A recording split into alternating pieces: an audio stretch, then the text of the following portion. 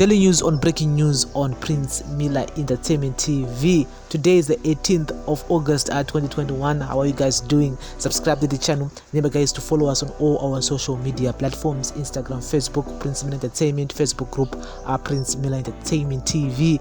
We are also on Twitter @PMillerENT. And so the latest now, as we keep on following the new development in Zambia, and it seems like the victory by Zambian opposition leader Hichilema of the United Party for National Development (UPND) has rekindled tension between President Emmerson Mnangagwa's ZANU-PF and the Nelson Chamisa's lead MDC alliance, with both parties claiming that they've cordial relations with him.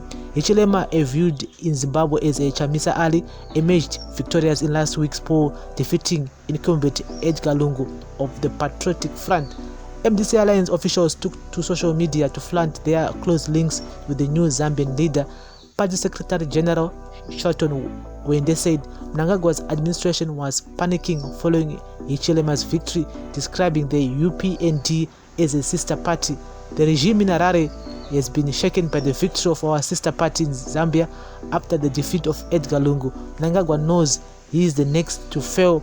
They said MDC Alliance International Relations Secretary Gladys Lwashayo also posted pictures with Hichilema and senior officials from his party in what observers said it was an indication of their closeness of the Zambian president-elect and his team. The victorious UPND's party spokesperson Joseph Kalimbe took to Twitter to express solidarity with the MDC alliance and emphasizes unity between the two parties while attacking Zimbabwe's ruling party, ZANU-PF. "We must now unite a divided country. I see some ZANU-PF supporters attacking me for showing support to the MDC alliance. I will support people who supported us in our struggles. Compromised ruling party stooges will never threaten me," he said. He said he was hoping to see the MDC alliance leadership at the inauguration ceremony in Lusaka next week. Mnangagwa, who is also expected to attend Hichilema's inauguration yesterday, pledged to work closely with him. "As you assume your term of office, I wish to assure you of my availability to work closely with you to solidify and deepen the cordial relations that exist between our two sister republics for the mutual benefit of our two peoples," Mnangagwa said. He added that he was ready to work with the Zambian president-elect at regional, continental, and international levels to advance ideals of development, peace, and stability. His spokesperson George Arampa, who recently described Hichilema as a sellout for posing for a picture with Chamisa, said the former opposition leader was now president and no longer in the league of opposition politicians like the MDC alliance leader. The office has its own strategy jacket. It is a daydreaming for people like Lwashayo to think they will be sponsored by Hichilema's. In 2023, Charamba said this is probably their last contract with him ever. From today until his next transition in political life, it's a newly reality defined by sitting heads of state and government. On Sunday, Chamisa said the victory of Zambia's opposition was significant for Zimbabwe. He said Zimbabwe's 2023 elections belonged to his party, which he said was inspired by Hichilema. Information Secretary Danigi Mangwana, however, dismissed Chamisa as a dreamer.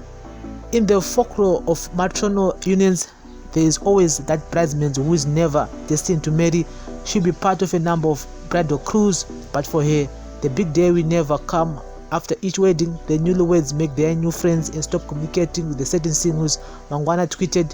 MDC Alliance Deputy Spokesperson Clifford Lwashayo said, "What we are seeing in Southern Africa is unavoidable. There is a wave of change, and like the people of Malawi and Zambia, we need change and the upholding of the rule of law. What they are saying is a repetition of the rhodesian mentality, where Ian Smith's regime pledged that no native will rule in 1,000 years.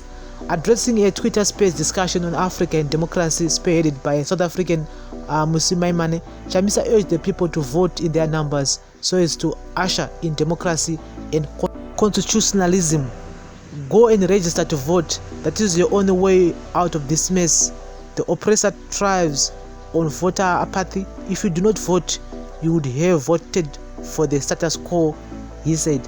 I agree with what Chamisa is saying. Kuti go and register to vote.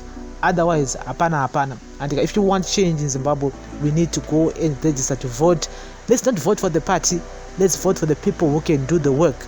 Because over the years we've been voting for the party, but sometimes some of these guys, they're not ready to work. They're there for their own demands. They're there to demand certain things kind of on parliament. So we need to vote for the people who really who are willing to work, who are really willing to work for the country, who are really to work for us. My constituencies are matiri, my councillors are matiri. Tuna kuvotera vanhu vanogara munharaunda matiri, because you cannot vote for a councillor angara kubudiriro iyo chigara mufakose. No, you need to vote for a person wamunonyaza kuti ava ndamai ningi, ava ndababa ningi. He or she can deliver, on the promises. He or she can actually make a change in the communities. And as for the Zambian counterpart there, Hichilema winning the elections, it just shows that if people come out in numbers, when they want to vote,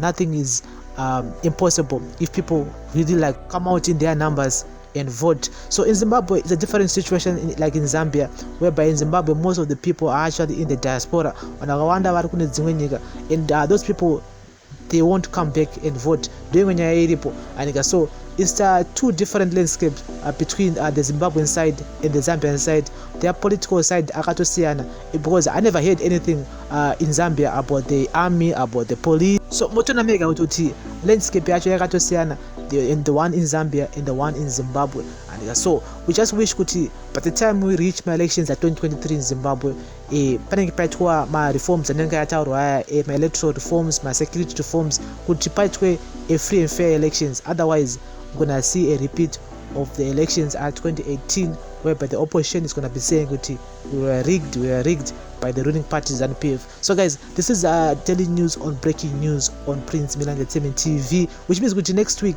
when Zambia president-elect Hichilema will be inaugurated as the Zambian president.